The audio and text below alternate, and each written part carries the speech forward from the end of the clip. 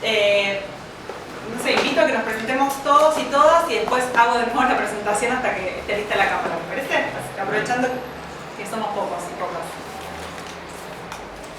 ¿Empezamos, verdad? ¿Quieres que empiece? Sí. Bueno, buenas tardes, soy Laura Palcati, investigadora de CONICET y en la Facultad de Derecho y amiga de Turinocet. Bueno, yo soy Esteban González, vengo de Corrientes, estamos de paso más acá, pero mi papá trabajó con esta señora en el movimiento rural y bueno, la conozco a las dos y mi hermana me dijo, mira, sale esta actividad mañana y yo, vamos. Gratamente para poder verla a las dos. Sí. Muy queridos. Bueno, yo soy Alicia Cantero y nosotros estamos recién jubilados de docentes de Escuela de la Familia Agrícola de la provincia de Corrientes. Soy Mónica Daldobo, soy de Formosa, soy historiadora, trabajo el tema de campesinado, iglesia y Estado en Formosa en los 70. Y bueno, tuve familiares directos que han estado en la dirigencia de las ligas y bueno, ese debe ser el motivo de mi tema de investigación de siempre, ¿no? Así que bueno, acá estoy. Quiero hacer una breve aclaración. Mónica gratamente nos facilitó muchas de las fotografías que expusimos y las voy a pasar también por la tele, que están acá afuera, después las pueden ver si no las vieron.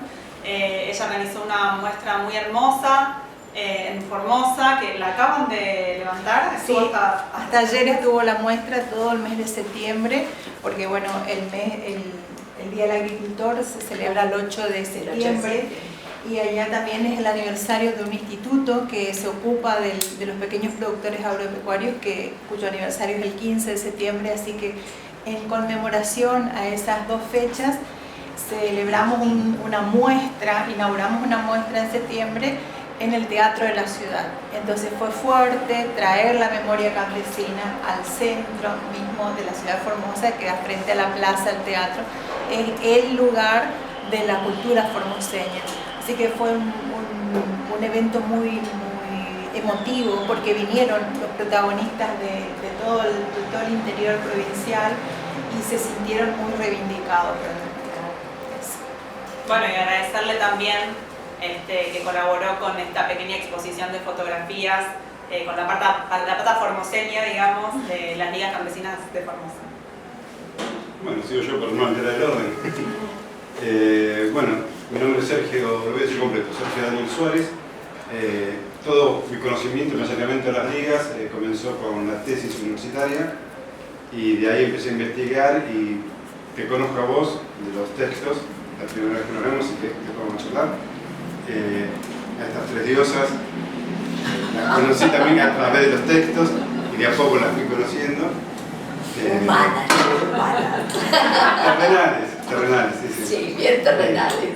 Así que, bueno, estoy haciendo un trabajo sobre, la idea es publicarlo, sobre ligas agrarias en Chaco, y ya estoy pensando en expandirlo después que sea en NEA, pero es un segundo tiempo. Estoy terminando este trabajo, ¿no? Que son donde se centró las luchas agrarias, así que con vos también voy a hablar. Sí, bueno, me faltó decir que la tesis de maestría tuvo que ver con las ligas campesinas abordada como proyecto de desarrollo territorial rural y la tesis doctoral es esa, campesinado, iglesia y Estado en Formosa en los 70. Así que bueno, Hace rato venimos con ese tema, sí. Eso, el día que salga mi trabajo, pero junto con ustedes. Nada, ya. Bueno, buenas tardes. Mi nombre es Víctor Obuin, soy sociólogo. Siempre me interesó este tema. Soy nacido en Chaco, traído de esta ciudad a los 2 años, pero por cuestiones laborales estuve como 5 años transitando mucho, volví a mi provincia, a Formosa también, a Corrientes, todo el mes, y de hecho tengo vínculos con Benigno López, de conocer muy bien acá la compañía de todo el mundo de Belgrano, y hasta allá está Vaca Perdida en el fondo, en Valle Cristina. Así que estamos gustosos de estar acá con ustedes. Mi nombre es Félix Besteiro y soy militante por los derechos sociales y políticos de toda mi vida prácticamente, y en los años 70 estuvimos trabajando con los pueblos originarios del Chaco tenía que ir mucho a Chaco y al ver este anuncio, y adivina que la conozco de esa época, digo, voy a ir a ver, a escuchar y a recordar las épocas que nos pasábamos en esos lugares tratando de ayudar a los más necesitados. Boa tarde, eu me chamo Juliana Valentino, eu sou professora de História da Educação Básica no Brasil. Eu estou aqui fazendo uma parte do projeto de doutorado, da pesquisa de doutorado, junto à classe. E a minha pesquisa está diretamente ligada à história agrária do Paraná, tanto no mestrado quanto agora no doutorado tem um corte que perpassa as lutas e as resistências do campo.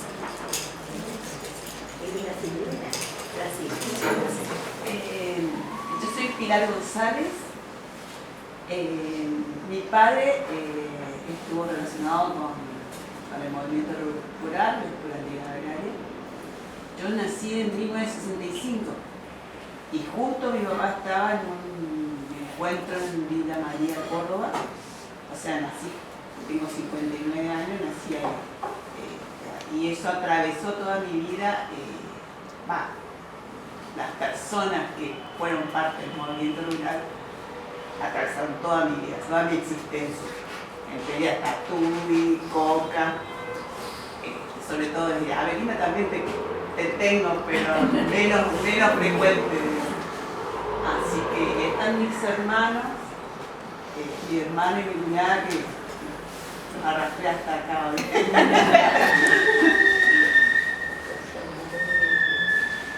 Yo soy Iguel Formento, soy uno de los nietos de la Coca y nada, siempre me llamó mucho la atención la historia familiar y con la historia familiar particular que tenemos también siempre me pareció interesante indagar más y profundizar y estas charlas me ayudan porque no es solo lo que me cuenta ella, sino que se abren más perspectivas e historias.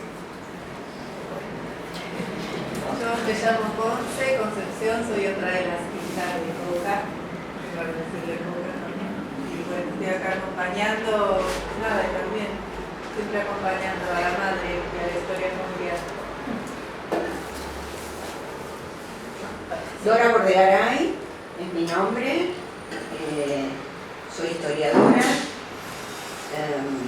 Los últimos años de mi vida, desde que hará 14 años más o menos, 12 en realidad, que me jubilé, los he dedicado a trabajar metida adentro de un montón de papeles de un sacerdote que vivió toda su vida trabajando para los sectores pobres de la población y conocía también el ambiente rural porque había trabajado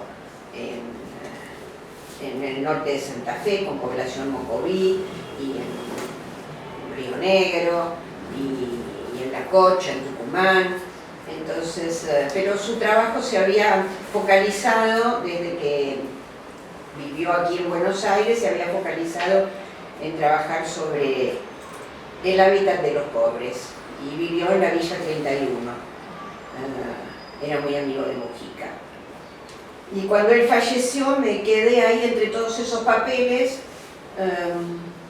y bueno, y ahí me empezaron a venir ganas como de trabajar un poco más sobre sus memorias. Y entonces, bueno, como hasta tenía las agendas, ahí empezaron a surgir nombres y cosas que él escribía, qué sé yo, y así conocí a personas que conocía de nombre, pero nunca las había visto personalmente. Por ejemplo, Tuli, que es quien me invitó hoy. Y bueno, acá estamos. Ahí a Coca Morelo la conocía de nombre también. Había marchado por ella en la ciudad de Buenos Aires en la época de la NUCE, cuando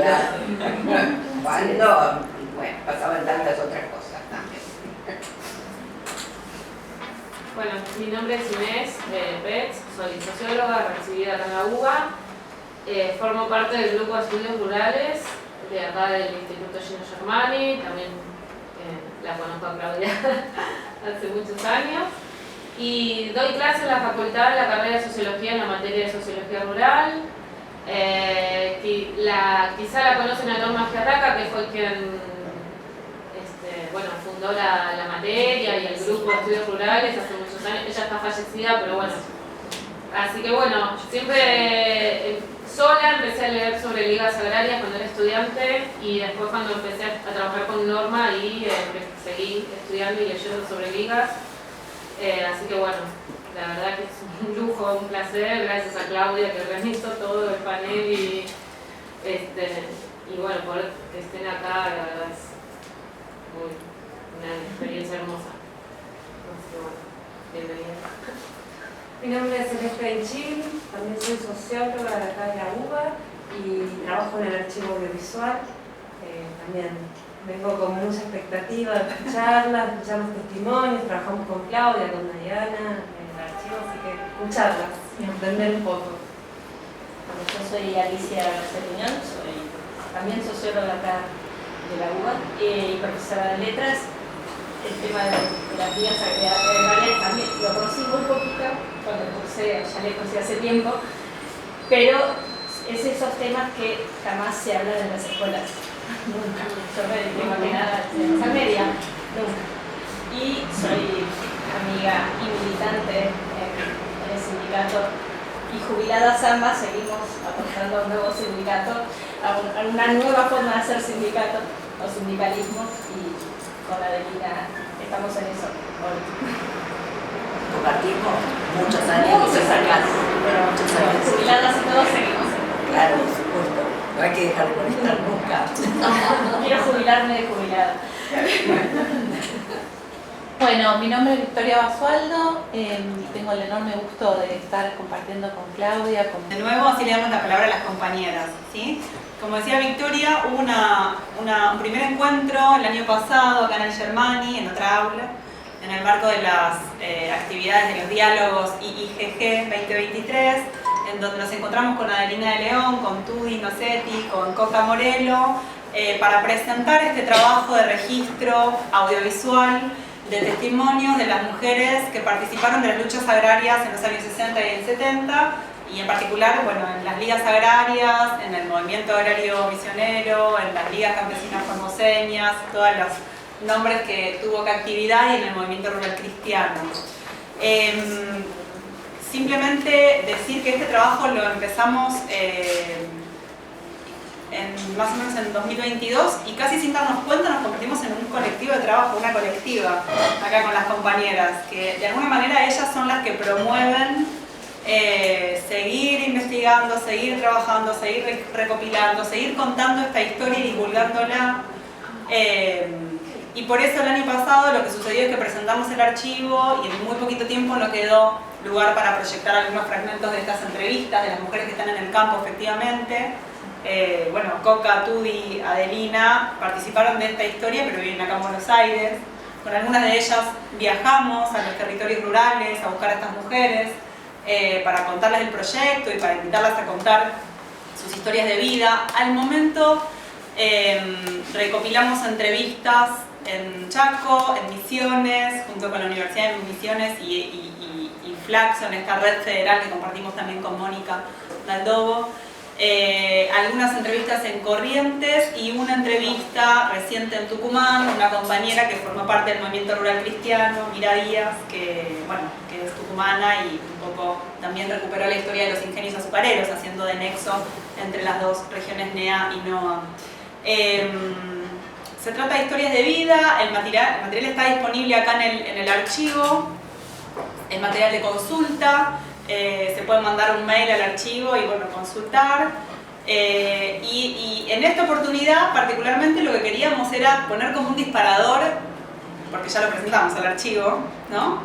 Pero que la excusa sea poder pensar colectivamente cómo escribimos la historia de las luchas campesinas en Argentina, ¿no? En algún sentido esta historia está relativamente invisibilizada o borroneada, por lo menos en los espacios académicos de Buenos Aires, en las zonas metropolitanas, y creemos que merece, a propósito del archivo audiovisual, poner en común y debatir, reflexionar colectivamente sobre eso.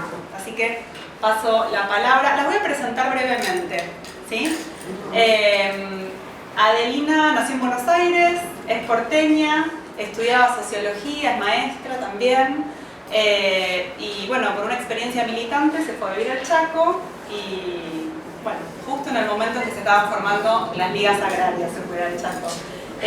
Así que ella forma parte de las ligas chaqueñas. Turri es de Buenos Aires también, pero desde los inicios del movimiento rural y católico formó parte del equipo nacional, en la coordinación nacional del trabajo que se hizo desde fines de los años 50 a principios de los 60 en los territorios rurales, haciendo formación de base, trabajando con proyectos integrales, bueno, y siguió militando incluso después de la dictadura, siempre ligada al acompañamiento y la formación de las mujeres rurales, ¿no? Así que ahí el feminismo es una herramienta de trabajo y de transformación muy temprana en estas historias.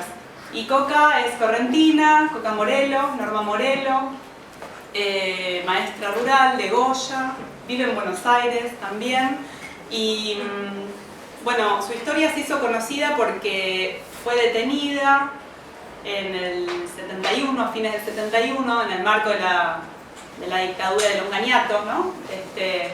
Y bajo una intensa presión popular, no solamente rural, ya lo dijo la compañera que se marchó en Buenos Aires también por la liberación de Coca, fue liberada, pero fue una de las primeras desapariciones que hubo, si no la primera, en todo el litoral, no en toda la región, de manera muy temprana.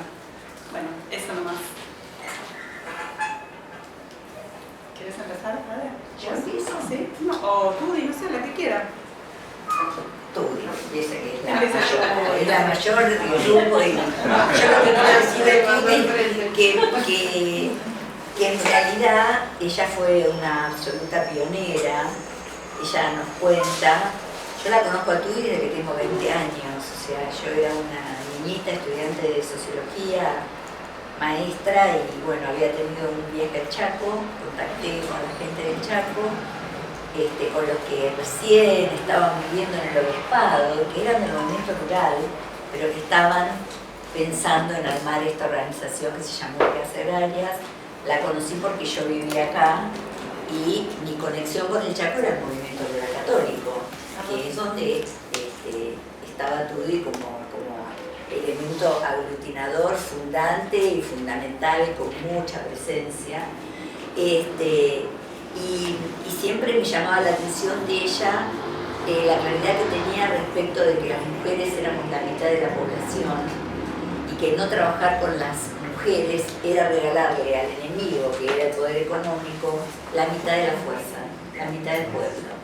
Yo decía, mira, porque si bien yo nací en un hogar católico, no fui nunca practicante, digamos, tuve el bautismo, la comunión, me casé por iglesia en el Chaco, pero nunca fui demasiado práctica, ¿no? Y Tudy, desde su ética cristiana, absolutamente, porque siempre se identificó como una mujer cristiana, católica, tenía esta claridad y me hablaba de Simón de Beauvoir como si me hablara, y yo decía, pero Simón de Beauvoir, una atea que no se puede creer. Bueno, como a mí ella me sorprendió desde muy chica, ¿no? Con la claridad, y ella peleó con todos los hombres del movimiento rural católico, las que la conocen desde el movimiento rural católico, ella peleaba de todos en el Chaco, porque decían, bueno, hay que bancarse a la Tudy, que va a venir a cuestionar que por qué no hay tantas mujeres en la comisión directiva, y qué hacemos con las mujeres, y que son la mitad. Pero todo el mundo la respetó muchísimo por su actitud militante y absolutamente coherente con su ética. Tiene más de 90 años y sigue sosteniendo su ética católica y militante y avance con las mujeres y con los derechos de las mujeres y del conjunto del pueblo. Así que bueno, a modo de presentación, creo que ella tiene más antigüedad, no sé si de Coca, pero sin ella y sin Alberto y sin el movimiento rural católico no hubiera habido ligas agrarias. Y yo estuve antes de que se generaran las ligas, creo que el movimiento rural fue realmente el formador de dirigentes de las ligas agrarias. Por supuesto, después las ligas agrarias tuvieron su conducción propia, independiente del movimiento rural, independiente del obispo, independiente de cualquier otra institución u organización, pero que el germen, la semilla y la base la formaron el movimiento rural católico, que bueno, Albertudi sigue siendo la representante indiscutible del movimiento rural católico. Alberto, que también lo era, falleció, así que le quitamos protagonismo.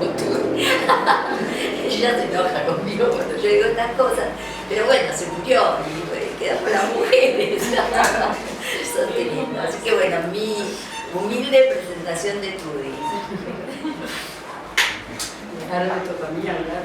Y ya te presenté, cuidado. ¿Te animás a romper el hielo? Yo quiero decir que tengo una alegría enorme en este día. Primero que me encuentro con el hijo de Pepe, que fue compañero mío de los comienzos del movimiento rural. Cuando empezamos el proyecto del noreste, que abarcaba todas las provincias del noreste, de Chaco, Formosa, el norte de Santa Fe, Misiones, Entre Ríos, bueno, se presentó un proyecto a Miserio para poder desarrollar la tarea y que los campesinos pudieran ser los dirigentes realmente del movimiento. Y ahí hicimos un curso de 40 días donde participé con Pepe, donde se buscaba dar herramientas, porque eran campesinos, para poder desarrollar la tarea, o sea, herramientas, hacer un informe, que supieran, que aprendieran a relacionarse, a escuchar, bueno, un montón de técnicas que se les dio como para que ellos se pudieran manejar en la base, con todos campesinos. Y allí pasamos 40 días donde tuvimos capacitación, que vinieron de ITA, vinieron de distintas organizaciones a darnos capacitación. ¿Es Villa María, como dice Pilar? ¿Es Villa María, como dice Pilar, el primer nombre? Villa María. ¿Cómo? En Villa María. ¿En Villa María? Ese encuentro fue en Villa Ana. Villa Ana, Santa Fe. Norte de Santa Fe. Miro para afuera, yo sabía que era Villa Ana, sí. En la casa de vecina de la ex facultad. Claro. Y lo que quiero decir muy honestamente, que creo que el movimiento nos dio a todos los que participamos en el movimiento todo un montón de valores, y era un movimiento especializado. Surgió de la Acción Católica, pero un movimiento especializado, con una metodología de trabajo también que era escuchar lo que le pasaba a los campesinos. En ningún momento se bajaba línea, sino que se escuchaba lo que estaban viviendo los campesinos. Y eso realmente fue muy enriquecedor, y la metodología que nosotros usábamos era ver, juzgar y actuar. Y con eso escuchábamos. Después teníamos una reflexión evangélica, generalmente, bueno, fue la época del concilio, no nos podemos olvidar de eso. Fue la época de Medellín, donde Medellín empezó a hablar de las estructuras injustas y la necesidad del cambio de estructuras para que los campesinos. Y no solamente dijo eso, sino que dijo que la iglesia tenía sumamente abandonado, que el campesinado estaba totalmente abandonado. Estoy hablando de los años 60 y pico. Que el campesinado estaba totalmente aislado y abandonado, y que había que ocuparse del campesinado. Y de ahí, por eso surgió el proyecto del noreste, donde ¿cuántos obispos eran? 8. 6, 7, 8. Nos dábamos bolilla porque en realidad nos dieron la responsabilidad de realizar el trabajo, que creo que fue muy importante ese momento de la iglesia. Y los campesinos, cuando se empezaron a hablar de estructuras injustas, nadie sabía qué eran las estructuras injustas, preguntaban qué es las estructuras.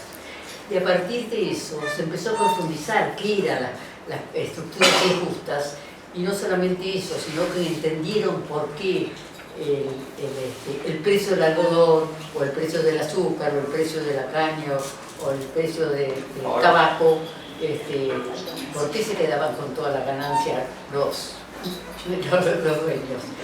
Y eso provocó toda con el respaldo de Medellín, o sea que fue muy importante porque los campesinos no tenían un respaldo de nadie, o sea que la organización esa que surgió no existía todavía, porque las organizaciones que existían no respondían a las necesidades. Federación Agraria trataba en otra cosa, o sea que no respondían a las necesidades de los campesinos.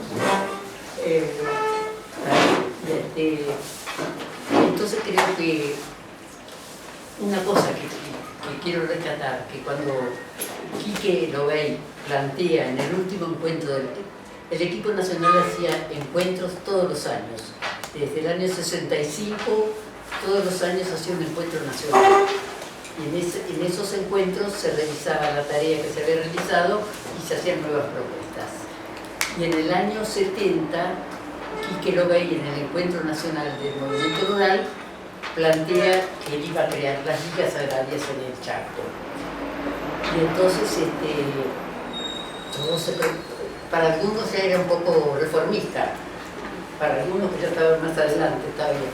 Pero bueno, así fue, así surgieron las ligas agrarias del Chaco. Y cuando Quique deciden hacer el primer cabildo abierto, convoca a todos los dirigentes del equipo nacional.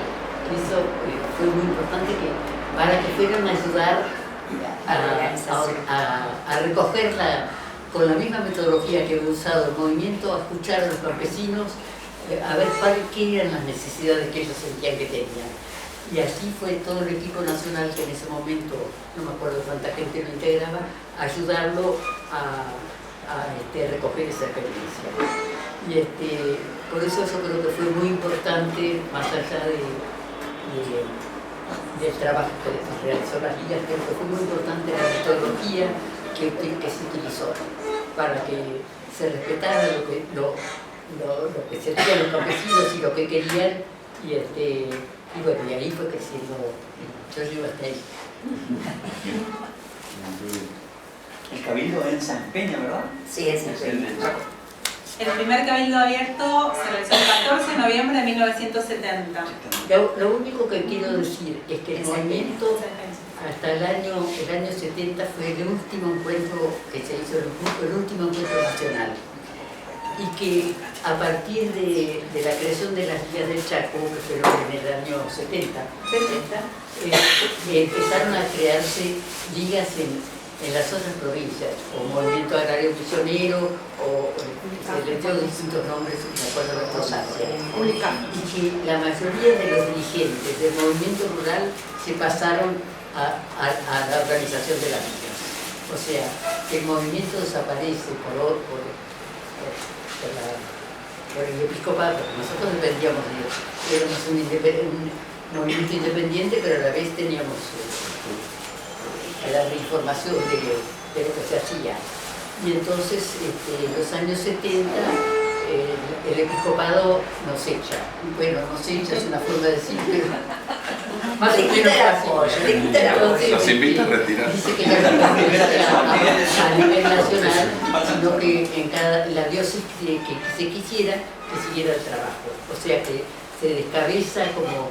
Pero a la vez, yo siempre digo que todos los dirigentes se habían pasado a las ligas, porque se necesitaban dirigentes para las ligas. Entonces fue casi natural lo que pasó, no fue una cosa violenta, digamos.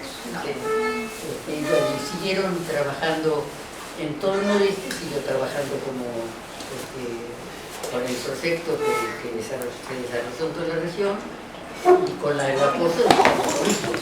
No hubo problema. ¿Pasó la silla? Sí, se rompió la silla. Y en La Rioja, que estábamos en Angelina, que quiso también ¿Estás bien? seguir trabajando con los campesinos. Sí, abuela. Sí, mirá, se venció completamente. Se venció la silla. Oh, qué ciego. Bueno, sigue Elina. Bueno, me interesó mucho lo que planteó la compañera acerca del poder económico, de la relación entre, bueno, a mí me interesa hablar sobre todo del tema de la represión y el establecimiento de las ligas agrarias generado por el poder económico, porque nosotros logramos desestabilizar ese poder económico en la provincia del Chaco.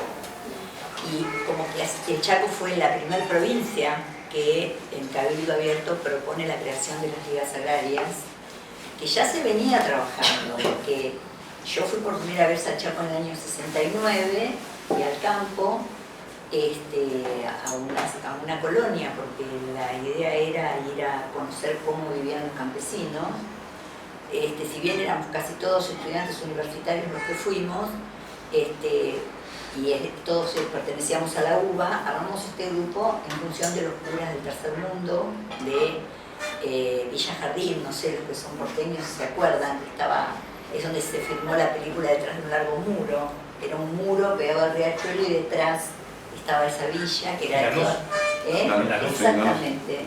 Y ahí había curas obreros que eran franceses, todos curas tercermundistas, que yo iba sábado y domingo ahí a trabajar, a militar socialmente, ¿no? Y los curas nos cuestionaban el ser porteño, la porteñidad. Y el hecho de que no conocer la realidad del interior del país nos iba a ser sociólogos de cajetilla, de cuadro, ¿qué van a investigar? ¿Qué van a hacer? Bueno, y nos generó la inquietud. Y claro, cuando yo llego al Chaco y me enfermo en el campo porque me picaron los polvorines, vos lo debes conocer bien a los polvorines, bueno, no sé, te viniste muy chico, son unos bichitos pequeños, más chico que el jeje. muy chiquitito, pero a mí me generaron una reacción alérgica terrible. A mí por lo menos, a mí me hicieron mucho daño, y bueno, yo soy porteña, fui a vivir al lote 20, en el medio del campo, del monte. Yo ahí, como me enfermo y no podía volver al campo porque estaba toda vendada, porque me hizo una reacción alérgica terrible, lo ve y se conduele de mí, que yo lloraba y que no me quería ir, porque yo había ido al Chaco a conocer el Chaco, y a la semana resulta que me tenía que volver. Me invita a quedarme en el obispado, porque ellos vivían en el obispado, ellas eran militantes del movimiento rural, sobre todo Quique, porque Armando Molina era cercano al movimiento rural, pero no era militante del movimiento rural, pero ellos dos vivían en el obispado. Entonces me invitan a quedarme, y yo salía todas las noches a las colonias, me llevaban, la verdad que eso solamente lo hace la gente del interior, acá los porteños no te van a llevar, en esa época, quizás hoy cambio la porteña, pero en esa época porteño, viste que te restringía todo, como que no tenían esta apertura. A mí me llevó a conocer todo el Chaco y hacer estas reuniones del movimiento rural todavía, donde se hablaba con la gente y se planteaba cuáles eran las dificultades que tenían y por qué tenían estas dificultades, siempre indagando el por qué. Y la gente decía, porque lo único que tenemos es el algodón, que lo que producimos y no nos lo pagan, nos pagan muy poco. Naturalmente, cuando ya durante todo el año 70 se trabaja en la conformación, en la organización de las ligas, que estas reuniones, porque el movimiento rural tiene un desarrollo muy importante en el Chaco, casi todas las colonias agropecuarias tenían sus reuniones de movimiento rural, nada más que se le dio forma de organización de masas.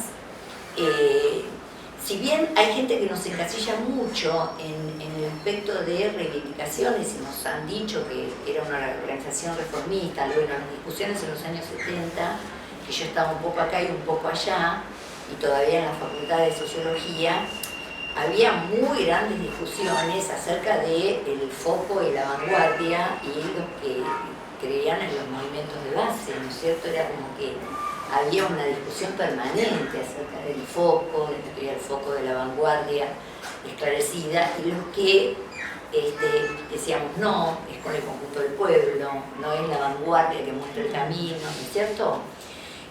Bueno, esa discusión en los años 70, los que son más o menos de mi edad y han transitado la UBA, y más filosofía y letras de independencia, era como que en cualquier rincón te enganchabas con alguien y te ponías a discutir de eso. Estaban los maoístas, los trotskistas, los chinos, lo que sé yo, no sé, pero vos, Félix, te debes acordar. Yo quiero agregar una cosa que me parece importante. una cosa cortita del movimiento.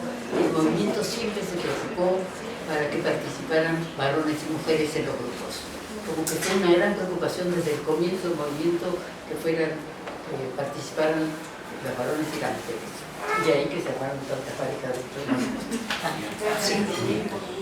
Yo ya le digo, no llego por el movimiento rural, pero la verdad que me sorprendo muchísimo del laburo que hacían, porque bueno, rápidamente empecé a ir a Corrientes, empecé a ir a Misiones y eran todos los del movimiento rural que estaban organizando una organización de masas, de base y con un funcionamiento absolutamente democrático, ¿no? Esta espiral donde se iba a la base, se conversaba con los campesinos, se trataba de que pudiéramos aclararnos de por qué estaban en la situación que estaban, por qué si íbamos al campo antes de la reunión y llegábamos a la casa de alguien, era la máxima agasajo que nos hacía la gente era hacer una gallina sancochada, ¿no? Porque no había... a mí me emociona porque estoy en una etapa de mucha sensibilidad. Ayer en la marcha lloraba, no me pregunten por qué, pero ver la gente en la calle y los pibes y el nivel de conciencia y que no decían boludeces, realmente después de escuchar los discursos espantosos, ¿no es cierto?, de nuestro presidente, es como que me conmociona.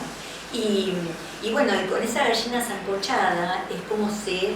de alguna manera se honraba o se festejaba el encuentro, ¿no? El encuentro con la gente del movimiento rural. Y a mí, la verdad que me integraron rápidamente en el campo.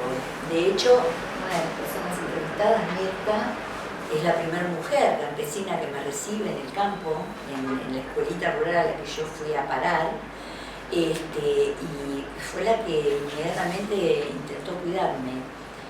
Está bien, yo iba de la mano de Lobey, otras compañeras no tuvieron tanta suerte, fueron como más resistidas por no ser campesinas. A mí creo que eso me ayudó y creo que también tengo que tener algún valor de mi forma de ser como para que la gente me pudiera insertar rápidamente. Y trabajar mucho con las mujeres, ¿no? Incentivarlas a que yo iba con el diario El Campesino y apenas sabían leer y yo me iba más temprano y entonces leíamos, decime Adelina, contame, y el interés por conectarse, por saber qué es lo que decía el diario El Campesino. Bueno, no voy a contarles todo el proceso de organización de la Liga, pero sí que fue una organización que surge a partir de la concepción que tienen estos dirigentes del movimiento rural, porque en las ligas estaba Quique, que era evidentemente el que lideraba la formación por sus características campesino. Quique no hizo la escuela secundaria, o sea que no pertenecía a ninguna vanguardia esclarecida, tenía una capacidad de liderazgo natural y una inteligencia natural y que con el movimiento rural había aprendido cuál era la forma de trabajar con la gente. Y luego se sumaron Carlos Soriansky, que era cooperativista, Carlos Piccoli, que era campesino y también cooperativista, Armando Molina, que era campesino, y Lucho Rodríguez, que era el abogado, que era de Santa Fe, que fue a colaborar con las ligas como abogado y que era el que corría permanentemente para resistir los desalojos. Era la época en que se desalojaba a los campesinos, y se les sacaba lo poco que tenían, el arado, las herramientas, porque habían contraído créditos que no podían pagar. Y acá retomo el cuestionamiento a la característica de que eran absolutamente reformistas las ligas agrarias. Las ligas agrarias para esa época intentaban hackear las estructuras de injusticia que planteaba el movimiento rural. O sea, por eso no solamente peleábamos por el algodón, que sí claramente peleábamos contra los acopiadores eran los representantes de Bungibor, el algodón era todo de Bungibor, la desmotadora, que es la que separa el grano, digamos, la fibra, era de Bungibor, en Resistencia, y las cooperativas eran incipientes, no tenían organización. colonización. Pero bueno, Carlitos Soriano, que Carlitos Piccoli, con la misma fuerza y con el mismo empuje que tenía Quique, que tenía Lucho, que tenían todos los dirigentes zonales, porque en la tesis de Claudia está muy bien descrito cómo hasta ella recupera, ¿no?, los nombres de que hay en todos los pueblos y en todos los lugares campesinos que se les prende la lamparita y dicen, nosotros si nos juntamos podemos hacer fuerza para quitarles un poco de este poder que nos roba nuestra producción, que es lo único que tenemos. Entonces, las ligas agrarias no fueron reformistas, fueron absolutamente a atacar las estructuras del poder económico. Yo sigo convencida que en realidad es el poder económico el que manda y que en realidad todos los horrores de este país los ha decidido el poder económico utilizando a la ultraderecha, a la derecha y a las fuerzas policiales y militares como instrumento, ¿no es cierto? Pero quien ha decidido los horrores es el poder económico. Y en nuestro caso, yo hablo más que nada del Chaco porque es lo que más conozco y lo que viví, fue Ungibor. Nosotros trabajamos mucho para evitar los desalojos, no solamente que Lucho hacía juicios y iba como defensor de los campesinos a representarlos y litigaba, sino que además tomamos medidas concretas, que lo cuenta Mirta, de que los vecinos, el oficial de justicia y la gente del banco no tuvieran nada que llevarse. Y eso no me diga que es reformista, porque en realidad estábamos haciendo una acción de resistencia absoluta. No era solo eso, la promoción de la mujer, la promoción de las escuelas, que los pibes tenían que ir a la escuela, que en cada colonia tenía que haber una escuela, que había que hacer escuelas secundarias en los pueblos para que los pibes pudieran terminar la secundaria. Después con Fimus y con Alberto Sileoni, ministro, 40 años después, 30 años después, conseguimos hacer las escuelas hogares en el campo. Hay escuelas secundarias, que los chicos duermen, no en cantidad necesaria. Pero bueno, todo esto se formó a partir de los años 60 y con toda la gente que empezó a mover el avispero y a tener claro que lo que había que modificar son las estructuras injustas, ¿no? Como decía el movimiento rural, al cual yo no pertenecía orgánicamente. Y cuando nosotros en el año 75, en abril del 75 nos meten presos, la represión comienza con las ligas agrarias del Chaco, pero fuimos las primeras descabezadas. La primera casa a la que fueron esa noche fue a nuestra casa, porque claro, Quique lo veía, el secretario general, y era el líder indiscutible. Y yo era una mocosa atrevida, porteña, que andaba, claro, o sea, como que nos engancharon a los dos y nos llevaron y nos metieron presos. Alguien les avisó a Carlitos Piccoli, a Carlitos Soriano, a Lucho y a Armando. Los únicos que caímos presos fuimos nosotros dos, porque fue la primera casa a la que fueron, de madrugada. Nos llevaron, estamos hablando del año 75, gobierno democrático todavía. ¿Qué había pasado? Porque actuaron como un grupo parapolicial, llegaron de noche, abrieron la puerta patada, ¿no es cierto? Nosotros sabíamos que estábamos controlados, vigilados, la verdad que no pensamos que iban a llegar de esta manera. Había gente campesina que estaba en casa, que es una de las mujeres que va a dar testimonio en breve, con su bebé, pero que eran campesinos que venían a casa y paraban porque iban al hospital o porque llevaban al bebé al hospital, y nuestra casa era como no sé, el lugar, claro, el lugar donde la gente podía quedarse a dormir y comer un plato de comida. Bueno, se lo llevaron ellos también. A ella no, creo que la dejaron, ¿no, Claudia? A ella y al bebé. Y a Neco se lo llevaron con nosotros. Era un campesino de las ligas, pero no era un dirigente. ¿Qué había pasado en este año 75? Nosotros, como hormiguitas, teníamos,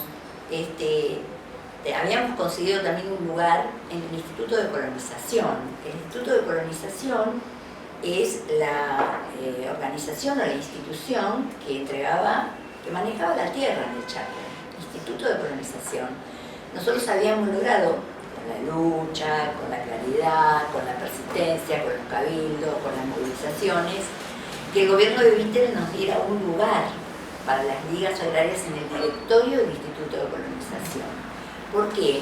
Porque eso nosotros también lo exigíamos, que le dieran título de propiedad a la gente que por años venía ocupando esa tierra, que le pertenecía legítimamente, porque era del abuelo, del padre, del hijo, y esos eran los que iban a, los que le sacaban la tierra, que es lo que está pasando ahora, lamentablemente, para plantar soja y para desmontar todo lo impenetrable y todos los montes que estén en pie.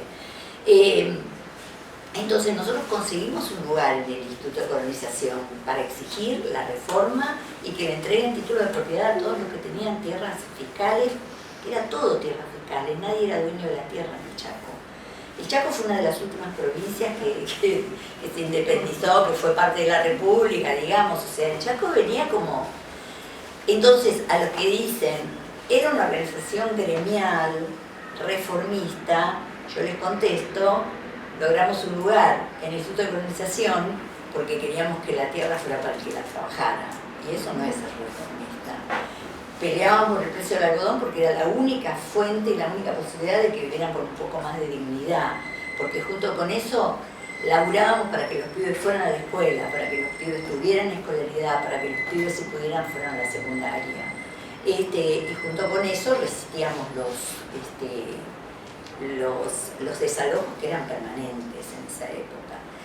Bueno, nosotros era como que empezamos en ese año 70 con el tema de quiénes se quedan con el valor de nuestro algodón. ¿Quiénes se quedan con el valor? Porque vos vas a comprar una camisa grafa y vale un montón de plata. Y resulta que la camisa grafa se queda con el algodón que se cosechaba en Formosa, en el Chaco, en las provincias algodoneras. Bueno, ¿quién se queda con esa guita? ¿Quién se queda? Esa era la pregunta. Bueno, se queda el que la industrializa, ¿no es cierto? El que hace la tela. ¿Quién es el que hace la tela? El Bujimor. ¿Y cómo le llega el algodón a Bujimor? Por los acopiadores. ¿Quiénes son los acopiadores? En cada pueblo había uno, más comerciante, más vivo, no sé, que encontró la veta, como ahora hay un montón de vetas de las cuales no voy a hablar, pero que en realidad que encontraba la veta, que tenía una camionetita, porque también eran pobres, no es que era gente adinerada que iba al campo, eran pobres que conseguían una camionetita, que tenían poder de convicción y que iban casa por casa, colonia por colonia, a comprarle el algodón a la gente por 2 pesos. Ustedes saben que el algodón es un producto muy laborioso porque requiere la siembra, requiere luego la carpida. En ese momento se carpía, yo quería carpir. Me desmayé un día en el campo a los 2 minutos que estaba carpiendo conmigo. La carpida, luego la cosecha que te la tomabas toda en mano, o sea, el algodón es realmente muy laborioso, muy duro la cosecha de algodón y muy larga. No es que vos plantás la soja y a los 3 meses cosechás. Y bueno, y todo ese esfuerzo se iba en 3 bolsas de harina, 3 bolsas de galleta y vivir comiendo gallina sancochada y alguna cosita así.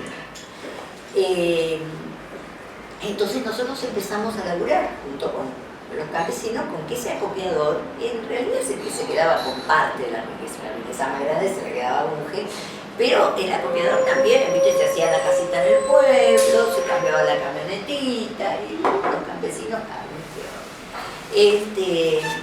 entonces, ¿cuál era la salida? Porque siempre tratábamos de que, luego que yo trabajé mucho en educación, siempre estudiábamos cómo hacer para que una situación se problematizara y no se convirtiera en una situación dilemática, porque cuando es dilemática no hay forma de resolverla, cuando es problemática tenemos posibilidades. Entonces, bueno, ¿qué podemos hacer y qué podemos hacer? Y alguien empezó con los chicos de la cooperativa que iban también a las reuniones y se juntamos el algodón en las cooperativas, porque todo el algodón en las cooperativas nos da un poder de negociación mucho más fuerte que hacerlo individualmente, pelearse con cada copiador. El copiador te decía, te pago 2.000 pesos, lo querés, tomalo, no lo querés, que se te pudra el algodón. Y bueno, en 5 años logramos sacarle el 80% de la producción de algodón a Bujibor, a los copiadores. Se centralizó todo en las cooperativas. Y ese fue el límite, digamos. Si bien había escaramuzas, si bien había mínimas represiones a las acciones que nosotros hacíamos como ligas, nunca había habido una racia como este. Bueno, Bujibor dijo, este es el punto máximo de tolerancia, hay que reprimirnos, acusándonos de guerrilleros. Los que estudian historia pueden revisar la historia del Chaco de esa época. No hubo atentados terroristas en el Chaco. Y los guerrilleros no hacían trabajo de masa, chicas. Yo no tengo nada con los que apostaron por la lucha armada, fueron distintos caminos. Nunca creí, cuando era estudiante de sociología ya me oponía al tema de la vanguardia, porque yo creo que el pueblo tiene sus tiempos y que lo que hay que hacer es laburar con el pueblo, que no hay esclarecidos y tontos a los que haya que llevar. Pero no hubo atentados, no hubo desde dónde. En nuestras casas lo único que encontraron fue una escopeta para cazar patos, que es lo que tiene todo el mundo en el campo que sale a cazar patos. Patos o asuncho o lo que cazan para poder comer. No hubo armas, no encontraron armas en la casa de nadie. No nos podían acusar de un solo hecho. Pero sí les habíamos sacado el algodón, y eso era mucho más grave que hacer, no sé, poner una bomba, que no se puso nunca ninguna. No sé resistencia, yo hablo de resistencia para el campo, ¿no es cierto? Y ahí claramente fue el poder económico de la provincia, con anuencia, porque yo tengo la disposición el decreto a disposición del Poder Ejecutivo firmado por Isabel Martínez de Perón, tanto cuando entro como cuando salgo. O sea que es Bujibor, que tiene sus redes en todo el país, dijo, bueno, esto pibito, basta. Vivíamos 26 años, 27 más. Bueno, nos metieron presos, pero lo peor es que metieron presos a todos los dirigentes del campo. O sea, no fueron solo por la comisión directiva. En cada colonia agrícola había un buscado, un preso, un perseguido, la gente se ponía en el monte, bueno. Pero yo rescato totalmente, porque si estudiamos la historia de todos los horrores, es siempre porque se toca algún poder económico. Y bueno, y ahora claramente nosotros estamos gobernados por los poderes económicos, porque si no, no se entiende, no a la educación, no a la jubilación, no sé, como que claramente es para que unos pocos ganen mucho y el resto del pueblo esté cada vez más sumergido. Así que eso me interesó mucho, y también me interesa mucho clarificar las ligas agrarias, que estaba integrada por campesinos, auténticos campesinos. Lo veo en el secretario general, fue un campesino siempre. De hecho, hoy día Quique sigue viviendo en Machagay.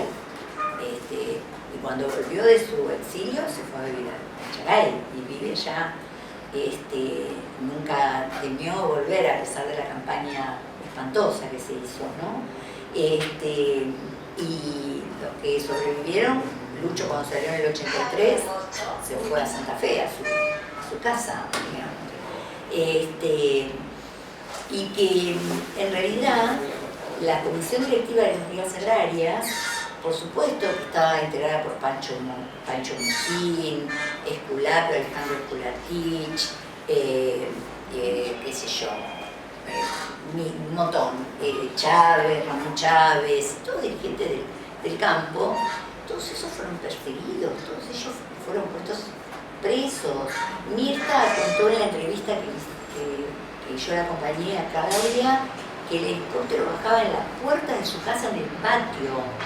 Entonces volaban las gallinas, los patos, vos que sos de Formosa, la gente convive con los patos, con las gallinas, con los animales domésticos. La bajaban con el helicóptero tipo Rambo, chicos, en el año 75, porque fue gracias. Y por supuesto que teníamos contacto con montoneros, pero una cosa es tener contactos, conversaciones, intercambios, similitudes y diferencias con esta cuestión de que nosotros no creíamos en la teoría del foco de la vanguardia. Que luego, a partir de la represión, Quique y yo no volvimos más a nuestra casa en el Chaco, nos fuimos a vivir al campo y de ahí al monte, como otra compañera, Isabel, que es de las Ligas del Norte de Santa Fe.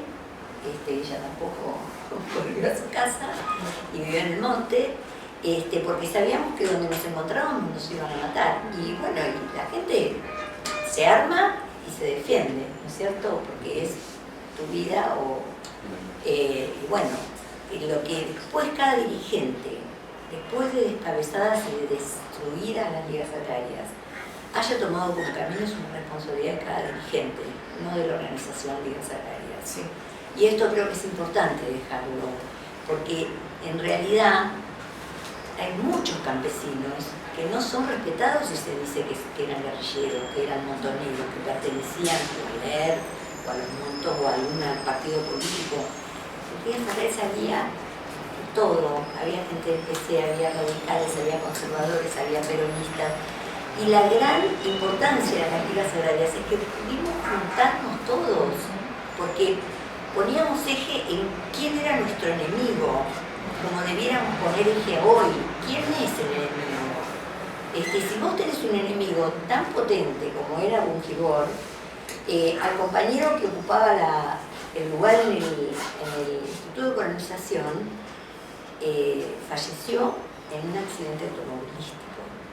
Él iba a Tres Isletas, porque era un ingeniero agrónomo, iba a visitar Tres Isletas porque en Tres Isletas era donde más teníamos la gente más movilizada pidiendo la propiedad de la tierra. Héctor Norniela, y volcó con la camioneta del Instituto de Colonización.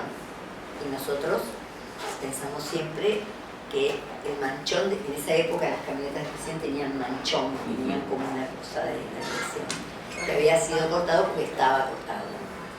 Y bueno, volcó. No se le puso nada, no chocó con nadie. O sea que, porque también el Instituto de Colonización era un grano, era no negociar y no aceptar ninguna cosa transitoria, la tierra para que trabaje, que se den los títulos a los pequeños campesinos. Y que las relaciones, por supuesto, con todos, hasta con Vittel tenían muchísimas reuniones, sabiendo que Vittel, bueno, fue el que permitió que nos metieran en cana a todos, digamos, ¿no?